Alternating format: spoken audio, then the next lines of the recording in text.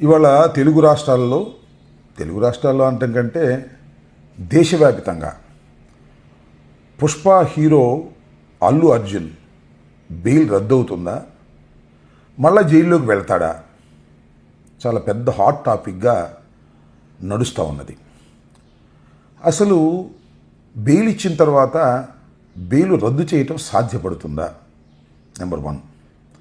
రెండో అంశం, అసలు ఎందుకు రద్దు చేయాలి, నేరం అంత తీవ్రమైందా, వీటిని కొద్దిగా ఆలోచించాలి. అయితే ఇక్కడ జరుగుతున్నటువంటి అంశం ఏమిటంటే, ఒక సెక్షన్ ఆఫ్ మీడియా లేదు ఆ రాష్ట్ర ప్రభుత్వం, తెలంగాణ రాష్ట్ర ప్రభుత్వం కావాలని పని కట్టుకొని ఒక ప్రచారం చేస్తున్నారు. పుష్ప హీరో అల్లు అర్జున్ తిరిగి మళ్ళా జైలుకి వెళ్ళిపోతాడు, అతను బెయిల్ రద్దు అయిపోతుంది, వదిలిపెట్టే ప్రశ్న లేదు అనేటువంటి మాటలు మీడియాలో విన్నప్పుడు నాకు ఆశ్చర్యాన్ని కలిగిస్తుంది, కొద్దిగా హాస్యాస్పదంగా కూడా అనిపిస్తుంది. ఎవరికో కక్ష ఉంటే బెయిల్ రద్దు కావు. చట్టం తన పని తాను చేసుకు వెళ్ళేటటువంటి పద్ధతుల్లోనే ముందుకు వెళ్తుందనేది నాకున్నటువంటి చిన్న అనుభవం. అసలు బెయిల్ ఎందుకు ఇస్తారు, బెయిల్ ఎందుకు ఇవ్వరు, ఇది ఈ సందర్భంగా రాష్ట్ర ప్రజానీకం తెలుసుకోవాలని మనం చేస్తున్నాం. బెయిల్ అనేది చాలా సందర్భాల్లో ఇస్తారు, ఎక్సెప్షనల్ కేసెస్లో బెయిల్ ఇవ్వరు. బెయిల్ ఇవ్వరు అంటే అర్థం పోలీస్ కస్టడీలోకి పంపిస్తారు, నిర్బంధిస్తారు. ఎందుకు పోలీస్ కస్టడీలోకి పంపిస్తారు, రిమాండ్ చేసి నిర్బంధిస్తారు అంటే, తాను చేసినటువంటి నేరంలో సాక్షుల్ని ప్రభావితం చేస్తారనేటువంటి ఉద్దేశం ఒకటి బలమైనది. సాక్షులను ప్రభావితం చేసి బయట ఉంటే కేసును తారుమారు చేసేస్తారు అనుకున్నప్పుడు బెయిల్ని తిరస్కరించి ఛార్జ్ షీట్ వేసేంత వరకు, లేకపోతే ఎంక్వైరీ అయిపోయేంత వరకు జైల్లో నిర్బంధించేటటువంటి ప్రయత్నం చేస్తారు. ఇది చట్టం చెబుతున్నటువంటి అంశం. అయితే నాకు అర్థం కానిది ఏంటంటే, ఈ కేసులో అల్లు అర్జున్ సాక్షుల్ని ప్రభావితం చేయడానికి ఏమైనా అవకాశం ఉందా? లేదు, అల్లు అర్జున్ అనే వ్యక్తి ఇంటెన్షనల్గా రేవతిని చంపడానికి ప్రయత్నం చేశాడా?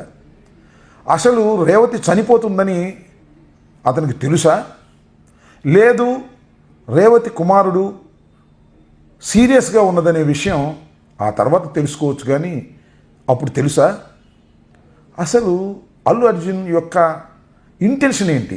సినిమాకి వెళ్ళాలి, సినిమా చూడాలి, ఎప్పుడు ఈ సినిమా నేను చూస్తున్నాను, ఈ హాల్లోనే చూస్తున్నాను కాబట్టి నేను వెళ్ళాలి అనే సెంటిమెంట్తో వెళితే ఈ రకమైనటువంటి పరిణామాలు సంభవించటం, ఆ తర్వాత పెద్ద ఎత్తున ఆయన అరెస్ట్ చేయాలనేటువంటి ప్రయత్నం జరగటం మనం గత 4-5 రోజుల నుంచి మనం పరిశీలిస్తున్నాం. దీనిలో అందరూ అనుకునేటటువంటి అంశాలు, కేసు నేరము పక్కన పెడితే ఆయన మీద ఎవరికో కక్ష ఉంది. ఎవరికి ఉంది కక్ష అంటే, ఆ రాష్ట్ర ముఖ్యమంత్రికే కక్ష ఉందని అంటున్నారు. ఎందుకు అంటున్నారంటే, ఒకానొక సందర్భంలో అందరికీ ధన్యవాదాలు చెప్తూ తెలంగాణ ముఖ్యమంత్రి అని పేరు గుర్తురాకో లేక గొంతు ఎండిపోయో ఆ పేరును స్కిప్ చేశారనేటువంటి ఒక బాధ బహుశా ఆ ముఖ్యమంత్రి గారికి ఉంది అని అనుకుంటున్నారు. ఆ బాధతో కాదు, ఏదో స్వామి చెప్తారే, అత్త తిట్టినందుకు కాదు తోడి కోడలు ఎక్కిరించినందుకు అని. ఈయన మర్చిపోయినందుకన్నా కేటీఆర్ అసలు సినిమా నటులకి హీరోలకే ఈ రాష్ట్ర ముఖ్యమంత్రి పేరు గుర్తుండటం లేదు అని అన్నాడనేది ఇంకా పెద్ద ఈగోగా రేవంత్ రెడ్డి గారికి మారింది అనేది చాలామంది విశ్లేషకుల అభిప్రాయం.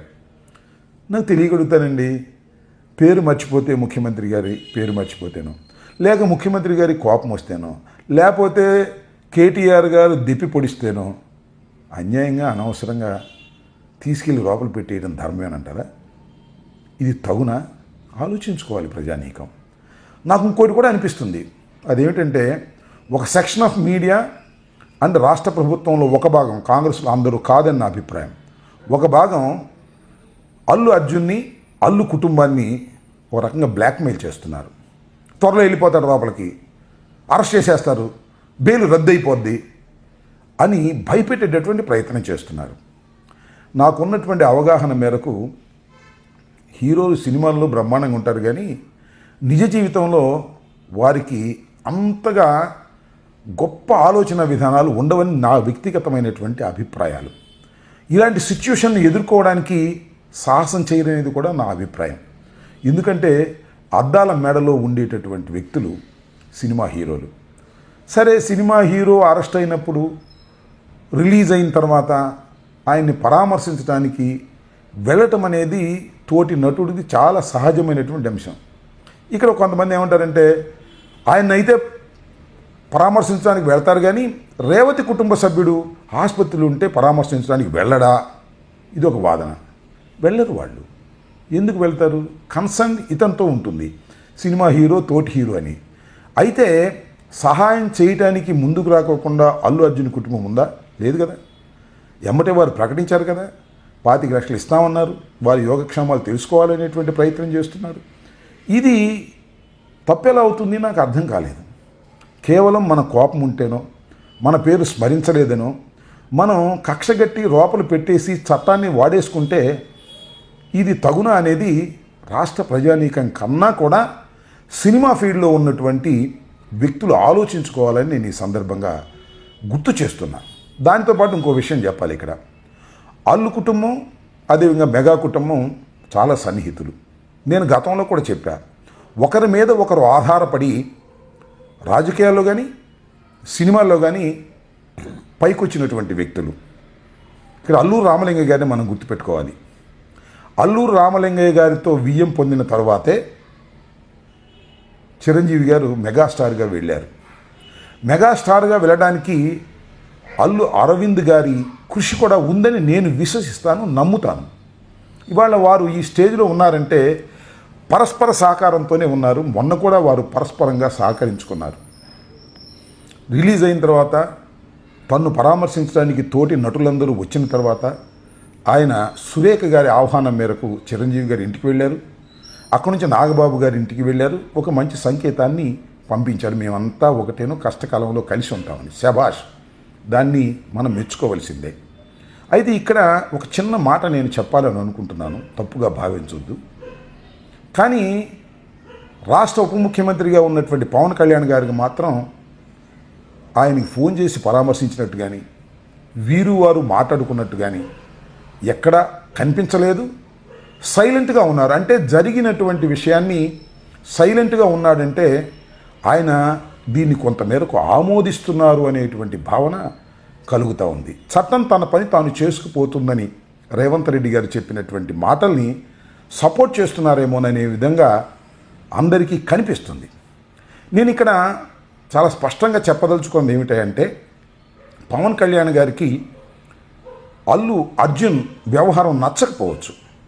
ఎందుకంటే శిల్పా రవి ఎన్నికల ప్రచారానికి వైఎస్ఆర్ కాంగ్రెస్ పార్టీ తరపున వెళ్ళాడు కాబట్టి ఆయన నాకు నచ్చలేదు అనుకోవచ్చు. నచ్చకపోవటం వేరు, క్లిష్ట సమయంలో అండగా ఉండటం వేరు. నచ్చకపోతే నచ్చకపోయారు. కానీ తోటి హీరోని ఇంతగా బ్లాక్మెయిల్ చేసి హింసించేటటువంటి కార్యక్రమాలు చేస్తున్నప్పుడు పల్లెత్తి సింపతి మాట్లాడకపోవటం అనేది ధర్మం కాదనేది నా అభిప్రాయం. ఇక్కడ ఇంకో విషయాన్ని కూడా చెప్పాలి. ఒకానొక సందర్భంలో ఎన్నికలు నాకు గుర్తులేదు కానీ అశ్విని దత్ గారు సినిమా ప్రొడ్యూసర్ విజయవాడలో కంటెస్ట్ చేశారు తెలుగుదేశం తరపున. సాక్షాత్తు చిరంజీవి గారు, చాలా పెద్ద క్రేజ్లో ఉన్న చిరంజీవి గారు వచ్చి ప్రచారం చేశారు. సరే, అఫ్కోర్స్ ఓడిపోయాడు అనుకోండి, ఎవరు మన అశ్విని దత్ గారు ప్రచారం చేశారు. అదేంటి వ్యక్తిగత సంబంధ బాంధవ్యాలు అనేవి ఇక్కడ గుర్తుపెట్టుకోవాలి. అలాగే అల్లు అర్జున్కి శిల్పా రవికి వ్యక్తిగత సంబంధాలు ఉన్నాయని మీరు ఎందుకు అనుకోవటం లేదు? ఆ ప్రేమతోనే వచ్చి ఉండొచ్చు కదా. మీ మీద కోపంతో వచ్చాడు ఎందుకు అనుకుంటున్నారు? మీ మీద కోపంతో వచ్చాడనేటువంటి ఉద్దేశంతోనో, శిల్పా రవికి సపోర్ట్ చేశాడనే ఉద్దేశంలోనో, ఇలాంటి కీలక సమయంలో మీరు ఒక సినిమా హీరోకి జరుగుతున్నటువంటి నష్టాన్ని కానీ అన్యాయాన్ని కానీ తోటి సినిమా హీరోగా బంధువుగా మీరు అండగా నిలబడకపోవటం మీ అభిమానులు కూడా నచ్చదని నేను భావిస్తూ ఉన్నా. టోటల్గా చూస్తే నాకు అనిపిస్తున్నది ఏంటంటే మీడియాలో ఒక సెక్షను, అదేవిధంగా ప్రభుత్వంలోని కొంతమంది అల్లు కుటుంబాన్ని బ్లాక్మెయిల్ చేయాలని, లొంగ తీసుకోవాలనేటువంటి ప్రయత్నం చేస్తున్నారు. మరి ఎందుకు బ్లాక్మెయిల్ చేయాలనుకుంటున్నారో నాకు తెలియదు, లేక ఈగో చల్లార్చుకోవడానికి చేస్తున్నారో నాకు అర్థం కాలేదు. దానికి తోడుగా పవన్ కళ్యాణ్ గారి సైలెన్స్ కూడా వారికి దోహదపడటం అనేది ధర్మం కాదనేది నేను అభిప్రాయపడుతున్నాను. ఏది ఏమైనా ఒకటి చాలా స్పష్టంగా చెప్పదలుచుకున్నాను. అల్లు అర్జున్ బెయిల్ రద్దయిపోతుందనేది కేవలం పుకారు మాత్రమే. నేను ఇంకా లోతుగా కనుక్కుంటే అసలు ఈ బెయిలును, ఇంటీరియం బెయిలుని రద్దు చేయమని ప్రభుత్వం వైపు నుంచి కానీ పోలీస్ వైపు నుంచి కానీ ఎక్కడ కూడా పిటిషన్ కూడా ఫైల్ చేయకోకుండా ఎందుకు ఇంత ఆర్భాటం చేస్తున్నారు? ఇది తెలుసుకోవాల్సిన అంశం. అంటే మీడియాలో హంగామా చేసి అల్లు అర్జున్ని, అల్లు అరవింద్ గారిని భయపెట్టాలని అనుకోవడం దుర్మార్గం అని చెప్తున్నాను. కోర్స్ నాకేమీ అల్లు అర్జున్ గారు కానీ, లేకపోతే నాకేమీ అల్లు అరవింద్ గారు కానీ నాకేమీ తెలుసు, కానీ వారి శ్రేయస్సు కోసమో వారికి పక్షపాతంగా ఉండాలని మాత్రం నేను కాదని మనవి చేస్తున్నా. జరుగుతున్నటువంటి అధర్మాన్ని ఖండించవలసినటువంటి బాధ్యత ఉంది కాబట్టి నేను ఖండిస్తున్నా. చిరంజీవి గారు, పవన్ కళ్యాణ్ గారు, నాగబాబు గారు, అల్లు అరవింద్ గారు, అల్లు అర్జున్ గారు అందరూ ఎప్పటికో ఒకప్పటికి ఏకమైపోతారు అనేది నగ్న సత్యం. అది తెలుసుకునే నేను మాట్లాడుతున్నాను. జరుగుతున్నది అన్యాయం. అల్లు అర్జున్ గారైనా మరొకరున్నా ఇది తప్పు అని చెప్పవలసినటువంటి బాధ్యత ప్రజాస్వామ్యవాదుల కన్నా కూడా సినిమా ఫీల్డ్లో ఉన్న అందరికీ ఉందని మనవి చేస్తున్నా. సినిమా ఫీల్డ్లో ఉన్నటువంటి వ్యక్తులందరూ కూడా దీన్ని గ్రహించాలి, దీన్ని ఎదుర్కోవాలి. ఎదుర్కోకపోతే మీ అంత పిరికి వాళ్ళు ఎవరూ లేరని అనుకుంటారు. సినిమాల్లోనే హీరోలు తప్ప నిజ జీవితంలో మీరు జీరోలు అనుకునే పరిస్థితికి రావద్దని నేను కోరుకుంటున్నా. సరే, నేను కోరుకోవటం వేరే విషయం లేదు. ఎందుకంటే నేనేదో రాజకీయ